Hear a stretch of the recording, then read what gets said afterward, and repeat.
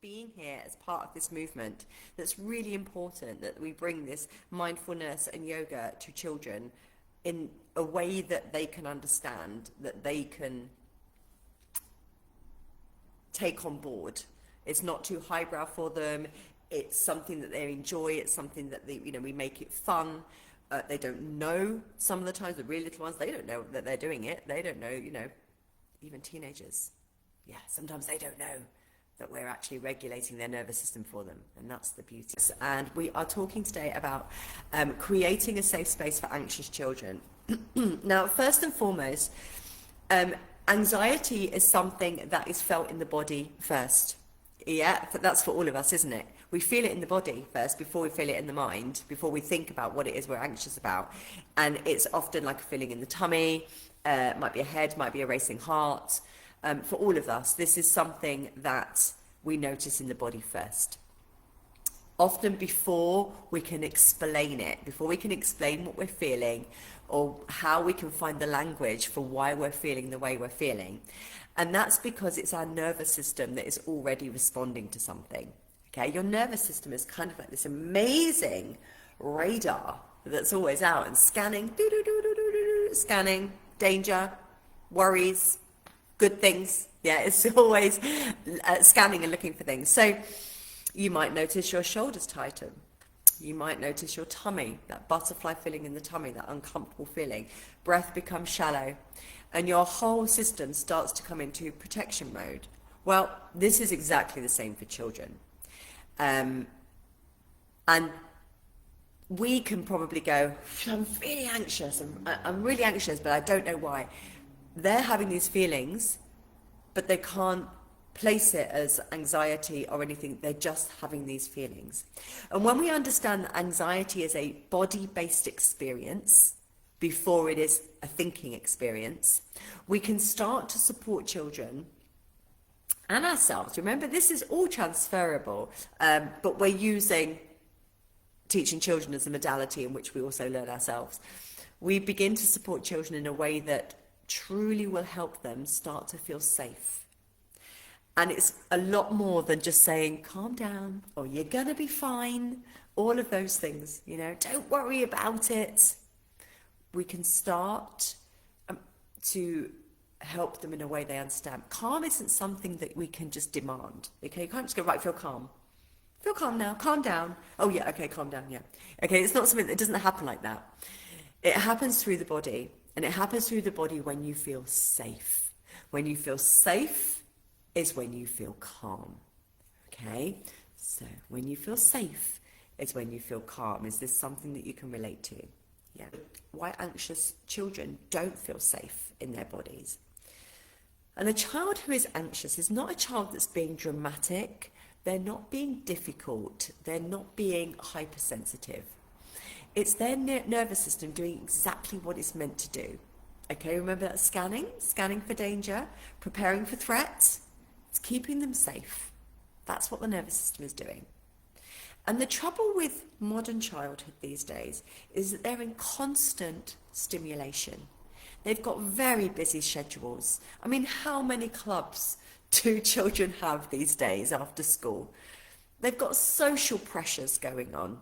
The constant, certainly for teenagers, that constant social media connection, 24/7.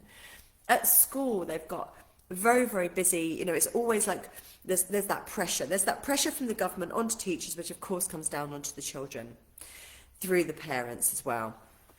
And there's that constant, you need to be doing this, you need to be doing that, push, push, push, get better. Why aren't you performing? Why aren't you doing this? It's this pressure all the time, and it's building and it's building and it's building. And it's building at the same time that certainly through adolescence, these children are going through huge rewiring systems of their brains. Their hormones are going mental, and we're expecting them to behave in a particular way and do particular things. So their nervous system is like, what? Wait. The nervous system is wanting to deeply protect them, so it's keeping them in a state of very high anxiety. They're getting into emotional overload. And when they have these busy schedules, when they have these social pressures, peer pressures, pressures from school, when they have these, the nervous system is never getting the chance to just go, and settle down. And over time, the body just learns to live in this constant state of alert, constant cortisol. The only other time we go through things like this is during menopause for women. That's a whole nother story, yeah? So we're in constant high alert. And these can show up as what I mentioned earlier, these can show up as different things, not necessarily tantrums, not necessarily over-emotion, but they can just be like tummy aches, yeah? With no real reason why. Restlessness, difficulty sleeping. Yes, emotional outbursts that can come from just anywhere. Yeah, they can come. They're probably what we relate more to an overworked nervous system. Clinginess or avoidance. Yeah, so wanting to be really with you, not leave, or completely away from you. Perfectionism, the fear of getting something wrong. And when we focus only on behavior, we're missing the deeper message. So look out for these kinds of signs. An anxious child is often simply saying, I don't feel safe inside myself. That's where our yoga and our mindfulness become powerful tools that they can use. Think about these things: tummy aches with no real cause, restlessness, difficulty sleeping, emotional outbursts, clinginess or avoidance. Are you aware of this happening around you? Let's move on with this. So the nervous system. It is the missing piece in anxiety sufferers. Again, let's focus on children here. To help anxious children feel safe in their bodies, we need to support their nervous systems first. The body has two main states, okay? Two main states that really matter that we're focusing on here. There's the regulated state, where a child feels very grounded, very connected, they're able to think clearly, they feel safe, they feel good. And then there is survival state, where the body is braced for danger and the mind becomes busy, reactive and overwhelmed, and there is no clarity of thought. Now, you cannot reason with or talk a child out of a state of survival mode because that part of the brain is not engaged. When they are stressed and overstimulated, all you can do is bring the body, guide their body back to safety. And this is where breath, movement, rhythm, mindfulness, these things work so wonderfully. I call like the 4 keys these are. And they work directly with the nervous system, gently allowing the child to feel safe in that moment. So I'm going to share some gentle body-based tools that build safety today. So we're not asking children to calm down, you'll be fine. We're going to invite them into their bodies instead, but in a way that feels playful, that feels empowering, and ultimately is accessible for them. The breath. The breath, the breath, the breath. Slow breathing. Anxious breathing is very high and fast in the chest. Okay, this reinforces the stress response. It's trying to oxygenate because in case it needs to get away. Okay, but when we guide a child to slow, deep belly breathing, we're activating the vagus nerve, which activates the parasympathetic nervous system. That part of our nervous system that says, please calm down. A good way I learned to remember it was, if you don't mind my language, the sympathetic nervous system is shit, okay? The parasympathetic nervous system is please calm down. Okay, that's how I always remember which is which. So this is your body's natural calming response. And the same with children. So we want them to kick in their parasympathetic nervous system. So how do we get them to do deep belly breathing? Well, a really good one, and we're doing this a lot this week, it's Children's Mental Health Week this week, so it's been doing this a lot. Lay down, place a soft toy on their tummy, and let them watch it rise and fall, okay? Like waves, goes up and down with their belly. the visual side of it, but also the tactile side of it, of the feeling of the tummy, the toy on their tummy. This feedback helps the children to reconnect with their breath without any pressure, okay? And over time, this simple practice will build a powerful message to them. It will tell them, I can slow myself down.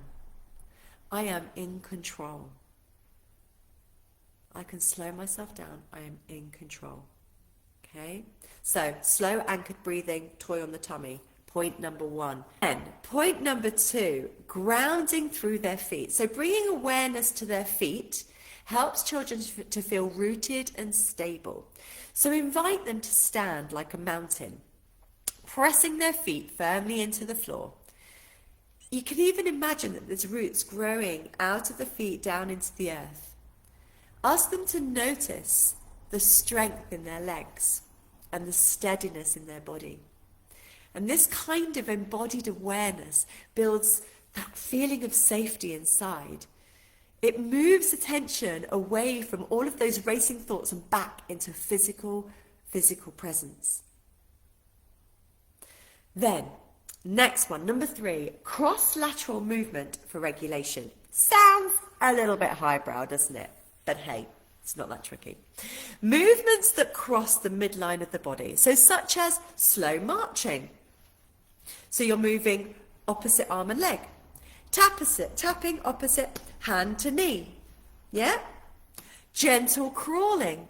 Anytime you're moving the opposite sides of the body, these help to integrate the brain and they calm the emotional overload. So seriously, if you're having somebody that's just going, if you're having a child that's just going into kind of like so in their thoughts and really, really upset, like, should we march this out? Come on, let's march it out. Put on some music. Get them moving. And this kind of movement is especially helpful for children who feel very overwhelmed and very dysregulated or prone to very big emotional swings. And it doesn't need to be a complicated sequence. They just need rhythm, repetition, and reassurance. Look at me bringing out the 3 R's. Rhythm, repetition, and reassurance. Put on some music, have some fun. Get them out of what their mind is doing. Get them into their body. Get them back into feeling that control. Now, safe space visualizations. So once the body is settled, okay, so you've done maybe some of the other things, you've done a bit of breathing, or you've done some grounding, or you've done some movement, and they're starting to feel a bit settled. Now it's time to invite in the mind. And this can really deepen their feeling of safety. So guiding children to imagine a safe place. This week we've been doing in my classes, because we've been doing about This Is My Place for Children's Mental Health Week, we have been talking about our favourite place, and then we've been coming down into baby pose, so all curled up like a little rock, and then we've been imagining our favourite place. And their safe place, there have been many things come up. There have been beaches, soft play, park, home, bedroom. For the teens, their gaming room, places like that. Places where they feel safe is fine. Perhaps a cosy den, a sunny beach, or a garden, a magical garden. Just let them try and imagine this safe place. You can guide them to a safe place, or you can let them come up with their own. This creates internal comfort. When visualized with slow breathing as well, this becomes a really powerful tool that they can return to again and again and again. And the key here is not to force any stillness on them, but to just invite them to just have gentle curiosity. And these 4 things, the breath, the grounding, the movement, the visualization in the mind, these will work. Calm down doesn't work. Because telling an anxious child to calm down is actually, it's not possible for them to calm down when they're anxious. Because that part of the brain isn't working, remember? And then it suggests to them that they're doing something wrong. And anxiety is not a bad behavior. Again, it's just the nervous system asking for support. I can't say it enough times. And what also works very, very well is something I call co-regulation. This is when an adult models the way. So they breathe slowly, they speak softly, they show this steadiness. That a really young child will begin to mirror you. They will copy you. So if you're trying to get them to do one of these, you know, if you're trying to get them to do the breath, trying to get them to ground, trying to get them to move, trying to get them to visualize, well, obviously you wouldn't bring in the visualization unless one of the other three things had worked. And if they're resistant to that, model it, you do it. Because that safe feeling you give them is really contagious and really addictive. And it will invite them to be calm. And yoga and mindfulness practices give adults practical ways to offer this steady presence rather than reacting to what's going on with them. So make sure you're taking care of yourself as well. Make sure you're modeling the way and doing the practices yourself. Make sure you take time out for your yoga class because you want to be fully present. You want to be your cup full so that you can always be there when your child needs you. I run classes online. Reach out to me if you want to join any of those because they're available for you. Absolutely. Now we want to build long-term body confidence because helping anxious children feel safe in their bodies is not about eliminating anxiety completely, okay? It's always going to come up. And for women, it's going to come up big time in the menopause as well, isn't it? Because the two groups of people I work with are children and women in menopause. So I'm very aware of all the anxiety that goes on in these times. But it's about teaching them that these sensations, they can move, emotions can shift, and they can have the tools to support themselves to move through it. Because we do need to move through it. We do need to feel it, experience it, let it move on. And when these practices are done with consistency over time, children will begin to trust their own capacity to regulate themselves. And they learn that a racing heart doesn't necessarily mean danger, or that butterflies in the tummy actually in a moment are going to settle because I know what to do. That these big, overwhelming feelings do not last forever. This is body confidence. It's one of the greatest gifts that we can offer them. Now, if you're looking for somewhere to start, I do have a yoga and mindfulness bundle, okay? It's completely free and it's designed exactly for this kind of thing. In there, you've got a practical guide to supporting emotional regulation, a month of mindful moments to build daily habits, a guided meditation to help children settle and feel safe, and a video and post sheet to make it very easy for you to start as well. These are simple, accessible practices that can be woven into any home, any classroom, any studio, and it's not overwhelming. Because when children feel safe in their bodies, everything else will become easier. Their learning, their friendships, schoolwork, their relationship with you, life will just flow and be so much easier. So, with that, like I say, reach out. If you want to join a yoga class, do your practice too, then please do come over and join me. Okay, I teach online, so come and join us. If you want the bundle as well, the free bundle, that is in the comments as well. I've pinned it there for you to receive yours. Lots of love. Thank you so much for joining me today. See you soon. Take care. Bye-bye.